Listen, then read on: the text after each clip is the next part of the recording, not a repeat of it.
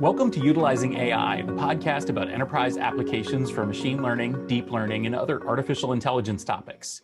Each episode brings together experts in enterprise infrastructure to discuss applications of AI in today's data center. Today, we're discussing the last mile. Basically, how do you operationalize AI in the enterprise? First, let's meet our guest. Monte?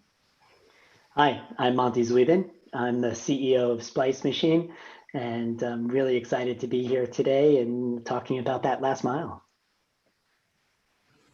And I am Andy Thurai, co-host of this podcast, founder and principal at thefieldcto.com, home of the unbiased advisory services. Check us out at thefieldcto.com and on Twitter at Andy Thurai.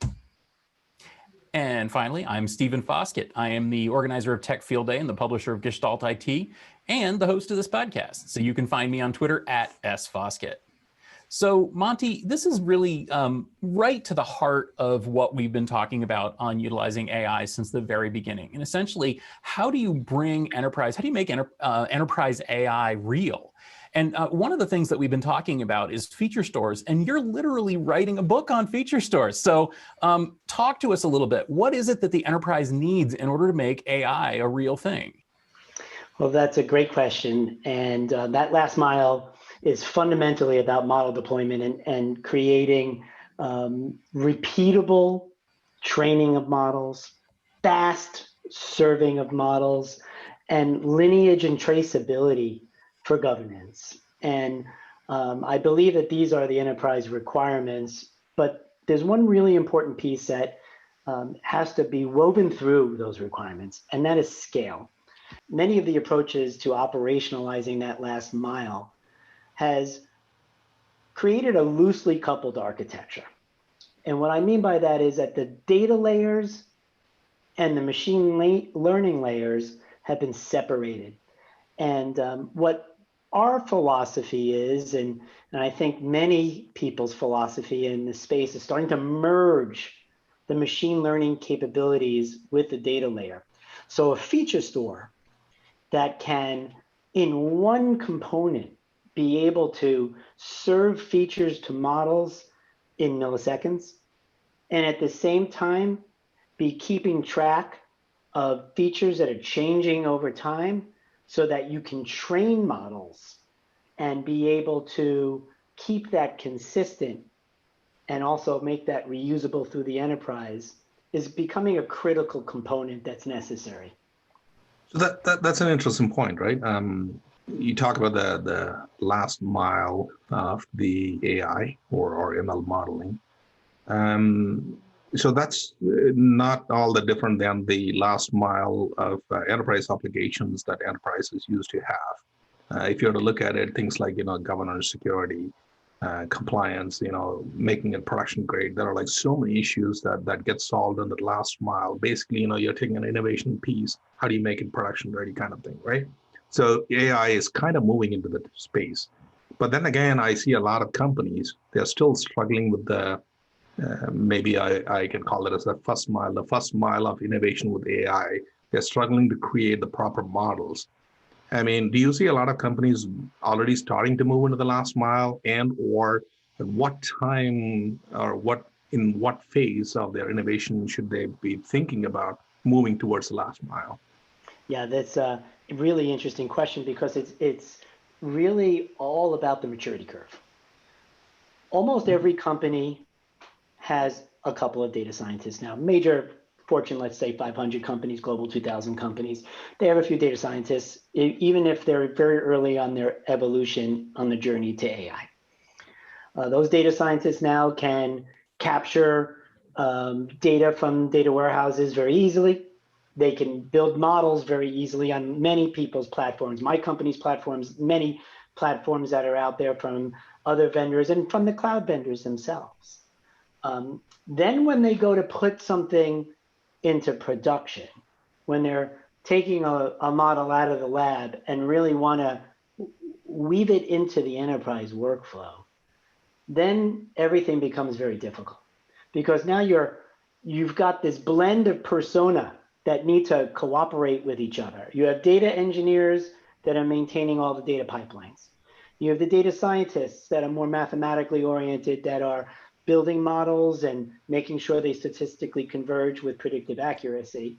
And now they have to pass their models to machine learning engineers, a relatively new persona, who are performing these sort of CI/CD types of operations, these DevOps operations, and trying to package up those models so they're useful for the operational applications that they're going to impact. And right at that first deployment, they start to realize this is a lot harder than I thought. And then they get that into production and they get to their second model deployment and they're like, oh my God, this is never going to scale across my enterprise if I keep doing it this way. And so that's when it becomes apparent that model deployment and feature stores and the whole ML ops world becomes something that's not a nice to have, it's a must have to scale. And I think they feel that pain upon that first model deployment, Andy. That's actually a really key point, I think, because I think a lot of AI applications come in sort of as a one person's idea over here in the corner. It's kind of a skunkworks project, or it's something that guy knows about, or the data scientist, she put that together. I'm not sure. It's all about basically operationalizing these things and making them not just function, but making them scale, making them part of the overall enterprise application infrastructure. And I think that's really that is the last mile. Am I right? Yeah, I think so. And this is best maybe explored with a real example of how you can architect to facilitate that last mile and bridge some of these gaps. As I mentioned earlier, people have separated the data layer from the machine learning layer often, but what happens when you merge them? And as an example, in terms of model deployment, a traditional approach to model deployment would typically be an endpoint deployment. A data scientist says, I've got this model, I think it works, it has a pretty good F1 score, or area under the curve metric, and I'd like to put this into operation. And they have to go get someone else usually to wrap that model with a RESTful API probably, and maybe package it as a microservice and potentially containerize it, push it out as an endpoint. And those are traditional software engineering practices that are necessary to do that. But an alternative approach is to literally put the machine learning model into the database. What does that mean? Well, imagine if you had a low-code way of saying, deploy this model as a data scientist, maybe a Python function or even a click of a button on a UI. And imagine the machine learning framework able to take that model, store it in a relational database, a traditional relational database, meaning it's in SQL, but a scalable relational database. And there are many on the market. And you imagine if you could deploy a model now by simply doing the following. Insert records into a table. Let's call it a feature table, where each of the columns of that table reflect features of the model. And perhaps there's some metadata in that table too, as to who's asking for a prediction, maybe a timestamp for the time. And imagine if the database was able to recognize, wait a minute, there are new records in this feature table. Let's trigger a model and let's figure out what the predictions are, the inference, put them into the records with the features, and automatically memorialize that just as a relational table. And now users of the model would just be accessing SQL to get those predictions. There isn't a container, there isn't orchestration, there isn't a RESTful API, there's no creation of that endpoint. It's simply low code, one line of code, deploy, and now you can just query a database with those predictions. This is the future, I think, of the last mile. This is, we call this in-database model deployment. This is something that I think is going to become standard in the marketplace as you look at the maturation of machine learning and data layers. But what this does is it facilitates that last mile where you don't need as many special skill sets or special processes, and you can rapidly deploy.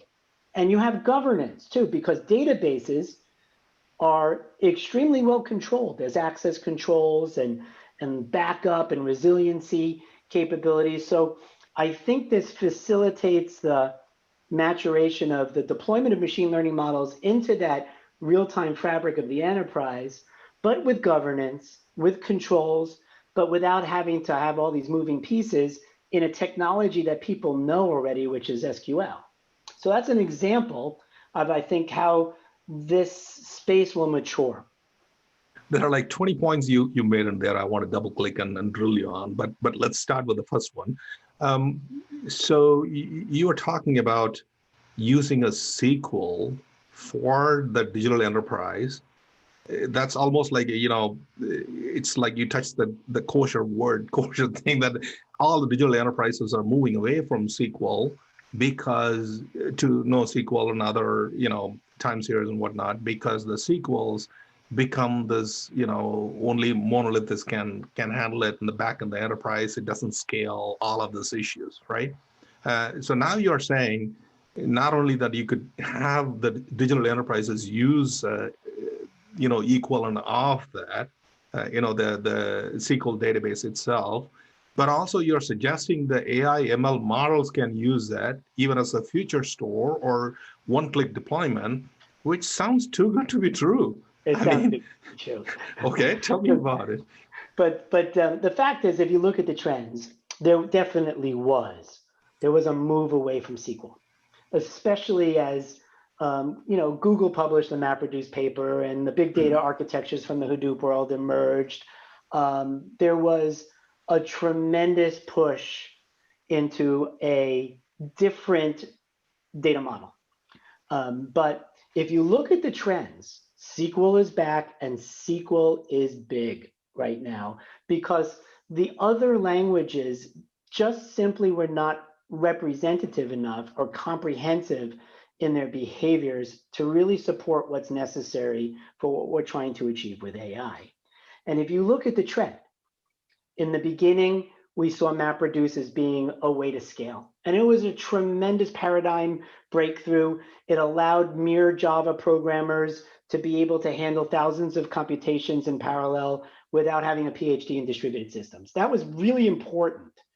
But then quickly thereafter, we started to see things like Spark come into the picture, Apache Spark, where you could not have to work with these esoteric mapping and reducing functions, but just work with sets of data and apply transformations to that data. Much more, I would say, programmer friendly at that point. But then what happened? Every piece of the big data architecture needed SQL. Everyone, including Google, built SQL stores. What am I talking about? On Hadoop, it was Hive first, and then there was Impala, and of course there's Spark SQL. In the Google world, there's BigQuery, and then there was Spanner. There were even systems before that. And if you look at the leading capabilities now, and even look at the tremendous successful IPO of Snowflake on the data warehousing side, this is all SQL that's returning. So what's happened? There was a major turn away from SQL, but now people are coming back, and it's back to stay. What happened was exactly what you said. The flaws of the first generation of SQL databases have been solved. And those flaws had to do with architecture, not SQL, but the architecture of the database. One piece of it was the fact that the database was centralized. It worked on one server pretty much, or a loosely coupled set of servers. It wasn't a scale out architecture. It typically was a scale up architecture. That's been blown out of the water now by a number of the relational database and data warehouse vendors out there, including Snowflake, including Splice Machine, including Databricks, including Google, and many others. But that just gives you infinite scale, and it auto shards the data so that you don't have to worry about what server you put your data on, it's spreading the data out, distributing it out in an efficient way. So that took away, I would say, at least 75% of the criticisms of the old relational database model. The other piece of it had to do with flexibility of representation, changing columns, changing schema, and so forth, being able to provide even unstructured data in storage. All of the modern databases have made it very easy for you to change schema and to be able to be elastic, where now you can turn things on and off. Imagine having a petabyte of data inside of a data warehouse, and you just turn it off when you're not using it. Now we all can do that. So yes, I would argue SQL is back. And the reason why it's back is because it is the most comprehensive data language. It does support transactional and analytical workloads in very big ways. It's been around for 40 years, so it's 30, 40 years, and so it's really been made robust, but now it truly scales. So the answer to your first question is that I think you're going to start to see much less of the schema on read or the NoSQL world being dominant. I think SQL is here to stay.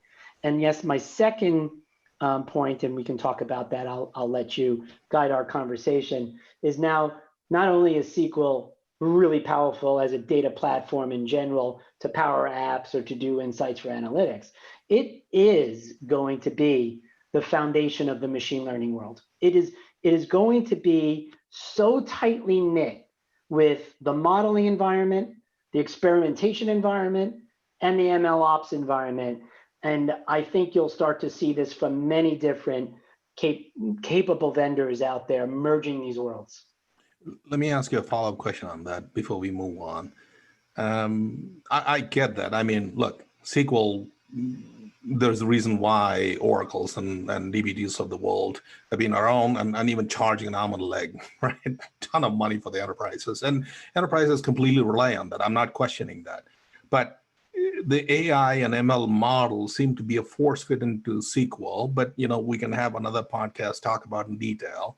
But how are you seeing really the major enterprises starting to use SQL for all of their AI ML modeling? Particularly, I'm asking this question because when you do an edge distribution of the models, it becomes really complicated. And how do you store and distribute that when you use the SQL database? What percent of the enterprises do you see is moving?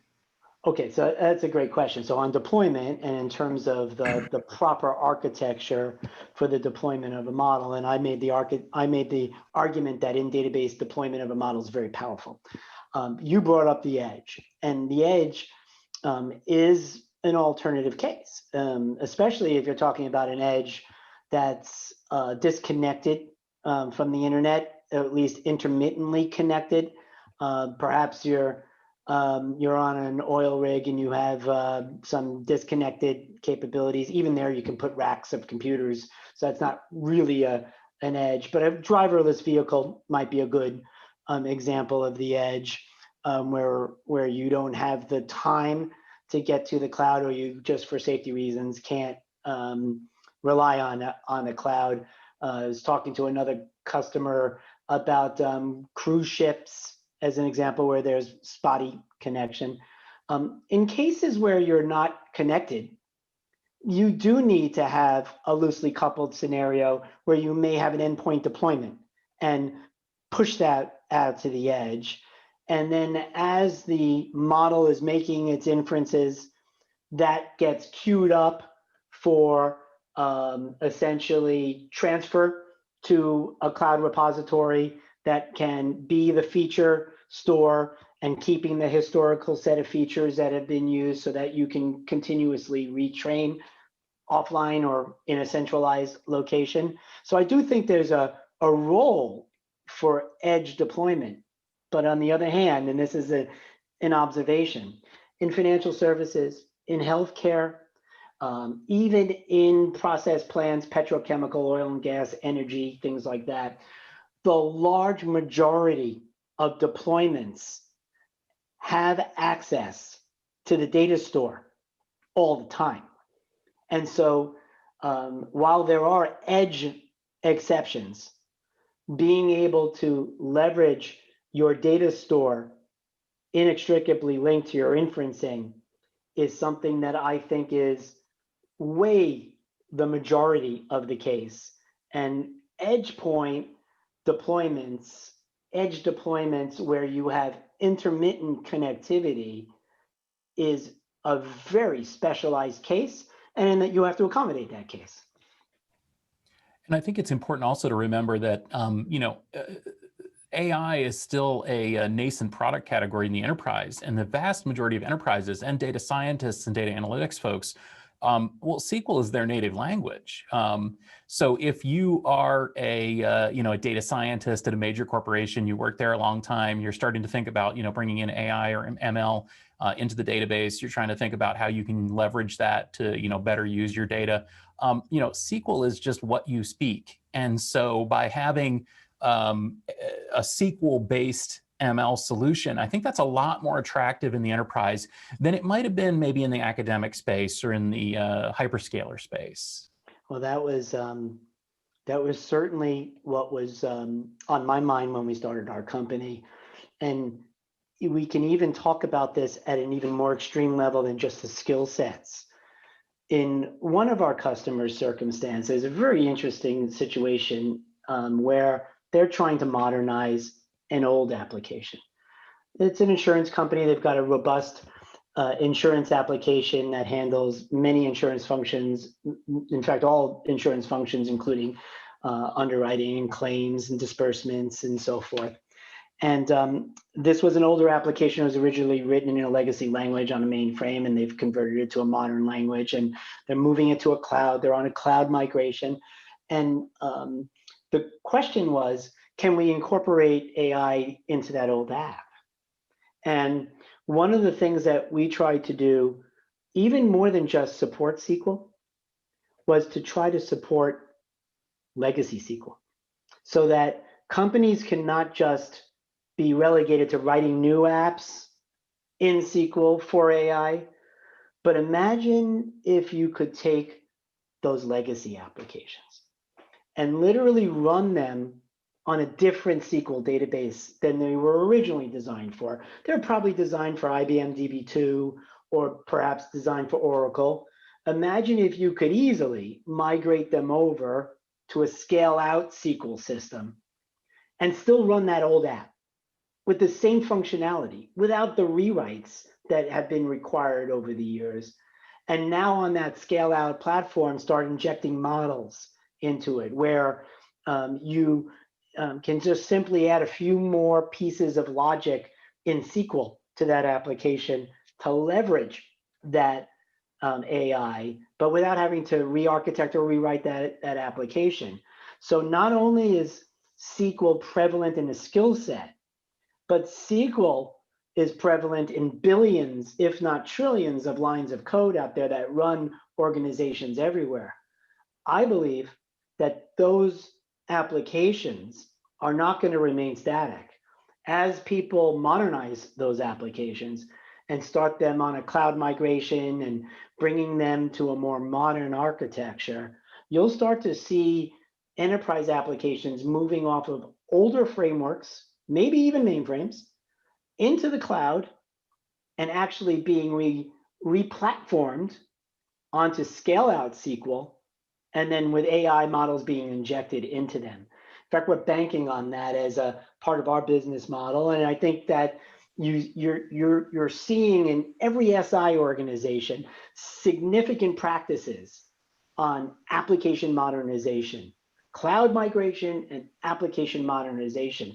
That's not just about bringing something to the cloud.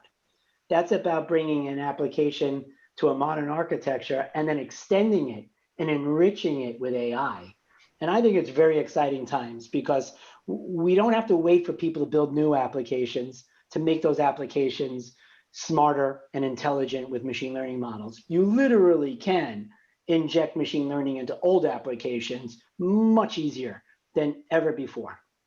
I saw a couple of use cases you guys do using machine learning, particularly the one that you mentioned about doing a live leak detection. Tell me a little bit more about that. That's very interesting because obviously places like water and chemical plants, especially when humans cannot go, this could be a huge use case.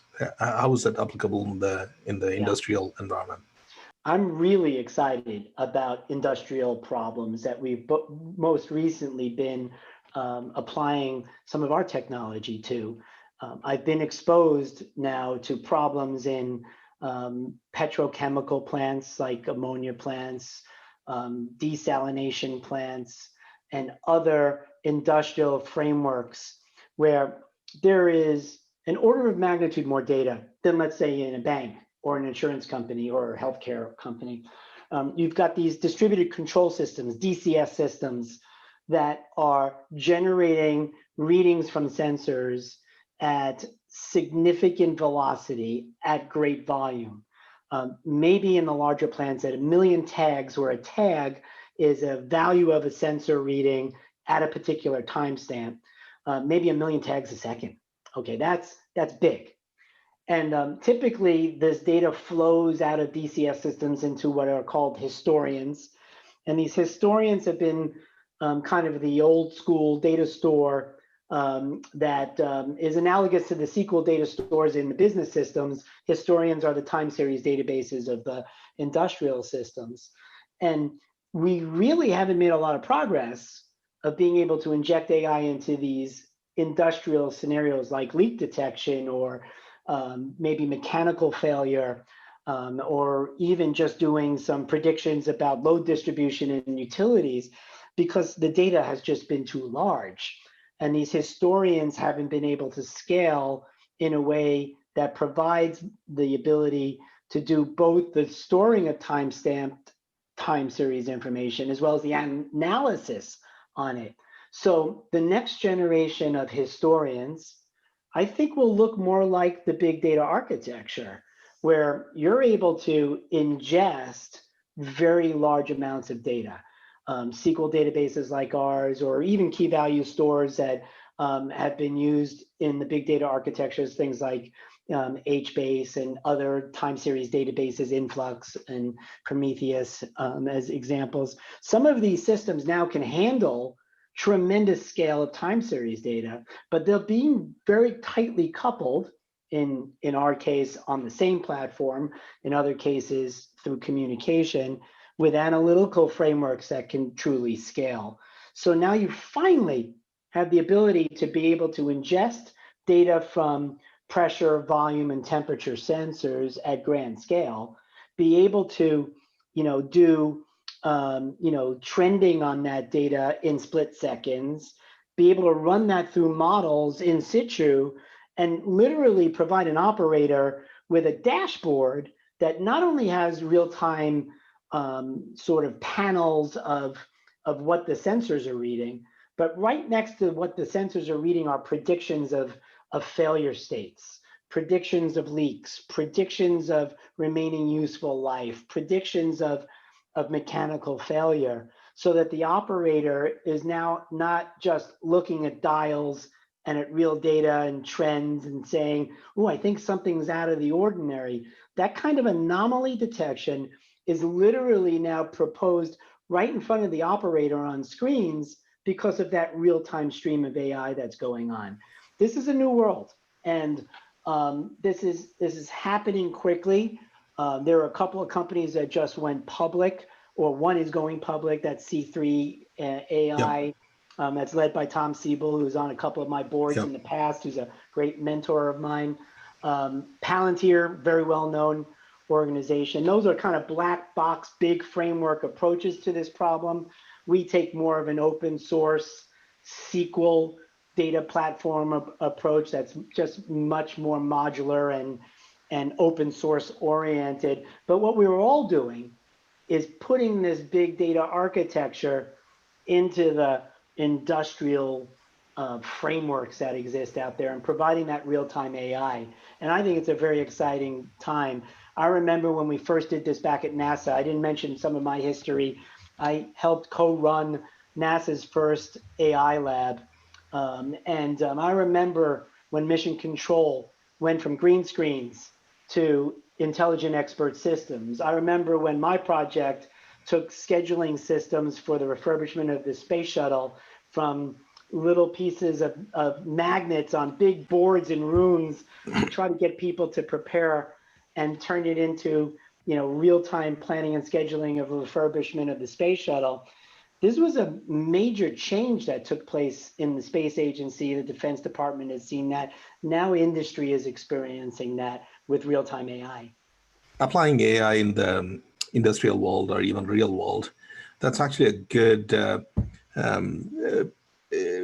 kind of trying to solve some problems, but also, it goes to an extent beyond at times. For example, I was reading this, one of the, either a Scandinavian country or a Baltic country, the traffic was so horrible in the mornings around from 7 to 9. So they wanted to stop that. So they put an AI algorithm, and then based on that, they were charging tolls, which could be 10 times as much as a normal toll they would charge to go through the city center, right? And then the reverse of the problem had to happen, because people, when you force them, don't go out there, they won't listen to you, but you charge them 10 times more. And they were trying to recruit people now because nobody was driving through the town center through 7 to 9 in the morning. So, yeah, I mean, predicting the patterns and usage and making recommendations in the real life scenarios, whether it's industrial traffic or whatnot, that's where AI need to come up to speed fairly quickly to solve the problems that we can't solve otherwise. Yeah, I have to agree. And is nothing more satisfying than seeing some of this technology hit real world problems, helping people with very tangible issues. One of our customers is using a real-time AI model to predict the trajectory of neurological disease, and using population data across networks of neurological clinics to try to predict what's happening to a patient who has multiple sclerosis, to get not just what one doctor thinks, but what the whole network of doctors have performed and the outcomes that have historically been observed, and using that to predict the trajectory for a particular patient. I think we're going to start to see the applications here injected into real-time processes across every element that we are involved in, where there are human experts doing things, and we will see in many cases very positive outcomes for people. And of course, we have to be careful, make sure that things are ethically done and governed properly. It's a whole other conversation. But the new capabilities of merging data and machine learning together to deliver on predictive real-time processes is really emerging in a very real way in industry today. So Monte, I have the joy of doing something a little fun here at the end of the podcast. So for season 2, basically I've got a set of questions that I'm asking the guests, and I got a number of different questions. I'm just going to pick a couple of them and quickly ask you. So this is the lightning round, and don't be surprised if you don't know the answer. Just make something up. Okay, so here we go. Ready? Question number 1. How long will it take for there to be a conversational AI that can pass the Turing test and fool the average person? I think that's already happened on the average person with a conversational AI. I think that happened a while ago in some ways, but GPT-3, the newest model that has been talked about lately, that's an extremely deep transcoder model, can do that today. All right. Another question. In your opinion, does it drive you crazy, or are you nodding along in agreement when people use machine learning, deep learning, and artificial intelligence as synonyms? This is, it drives me a little bit crazy because AI is a lot larger than just machine learning, and machine learning is a lot larger than just deep learning. So I think it's important to make that distinction. There's a whole host of AI techniques: planning, scheduling, reasoning, logic, non-machine learning oriented approaches to natural language, like computational linguistics approaches. There's a tremendous amount more to AI than just machine learning, and machine learning happens to be the most successful right now, so I think it's getting the limelight. And clearly deep learning is been very effective on unstructured data. So yeah, I think we need to try to be a little bit more disciplined in our terminology. Where can people connect with you and follow your thoughts on artificial intelligence and other topics? Well, that's great. So my company is at www.splicemachine.com. I happen to have a podcast as well called ML Minutes, where practitioners of machine learning have to answer our questions in 1 minute or less. I clearly wouldn't have been a good guest on that particular podcast. And also, I'm writing a new book called Feature Stores for Machine Learning to be published on Manning Publishers. And I'm very excited about that coming out soon. And if people have thoughts on feature stores, I'd love to hear them. All right. Well, thank you so much, Monte. I really appreciate it. If you enjoyed this discussion, please do remember to subscribe, rate, and review the show on iTunes, since that really does help our visibility. And please do share this show with your friends. This podcast is brought to you by gestaltit.com, your home for IT coverage from across the enterprise. For show notes and more episodes, go to utilizing-ai.com, or you can find us on Twitter at utilizing_AI. Thanks, and we'll see you next week.